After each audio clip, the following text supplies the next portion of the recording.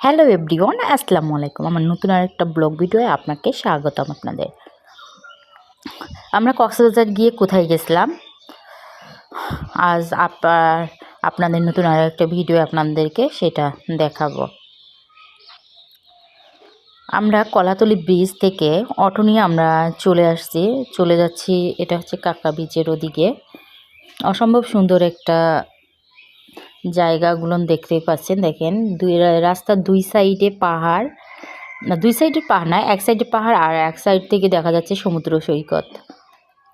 কারণ যেহেতু অটোর অপর সাইডে বসছি, তাই তো ভিডিও সুন্দরভাবে করতে পারি নাই।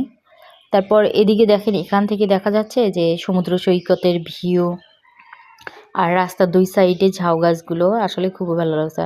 আর রাস্তাটা অসম্ভব সুন্দর ছিল। এদিকে মানে রাস্তার দুই সাইডে যেহেতু দেখার মতন জিনিস, তো রাস্তাগুলো অসম্ভব সুন্দর। আবার রাস্তাগুলোর কাজ করা হচ্ছে, আরও রাস্তা বড় করা হচ্ছে। তারপর আমরা কিছুক্ষণের মধ্যেই আবার চলে আসলাম কাঁকড়া ব্রিজের এদিকে। এখানে এসে দেখে অসম্ভব সুন্দর, দুই সাইডে হচ্ছে ঝাউ গাছ। ঝাউ গাছের ভিতর বাগানে প্রবেশ নিষেধ। ঝাউ বাগানে প্রবেশ নিষেধ, কারণ এখানে সন্ধ্যা হলে অনেক ধরনের বিপদ হতে পারে। তাই আপনারা যারা যাবেন এখানে কাঁকড়া বিচের এখানে, তাই তাদেরকে বলবো আপনারা সন্ধ্যার আগেই এখান থেকে ফেরত আসবেন, কারণ এখানে দুর্ঘটনা ঘটতে পারে। কারণ অন্ধকার নেমে আসলে এর ভিতরে অনেক সমস্যা হয়।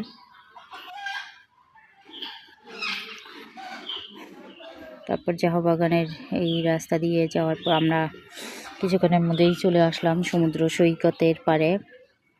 ও রোদ ছিল প্রচণ্ড, তারপরও আমরা সন্ধ্যার আগেই এক কথায় হচ্ছে বিকেলে গেছিলাম। তো বিকেলে পরে এখানে গেছিলাম আমরা লাল কাঁকড়া দেখার জন্য।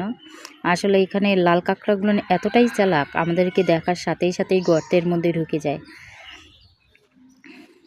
কারণ মানুষের, জানি না আল্লাহ পাক তাদেরকে কীভাবে সৃষ্টি করেছে, মানুষের গন্ধ পাওয়ার সাথেই তারা গর্তে ঢুকে যায়। কখনো সামনাসামনি দেখা হয়নি। এটা হচ্ছে লাল কাঁকড়া বীজ।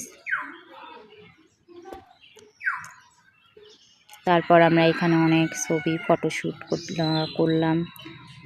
এখানেও অনেক পর্যটক আছে, দেখতেই পারছেন আপনারা। এখানে দেখেন সমুদ্র সৈকতের পরে এখান থেকেও পাহাড় দেখা যায়। আসলে খুব ভালো লাগছে জায়গাটা। তারপর এখানে কত সুন্দরভাবে এই সমুদ্রের ঢেউগুলো আসতেছে, খুবই ভালো লাগতেছে। আসলে এক কথায় অনেক মজা হয়েছে আমাদের এখানে, অনেক মজা করছিলাম।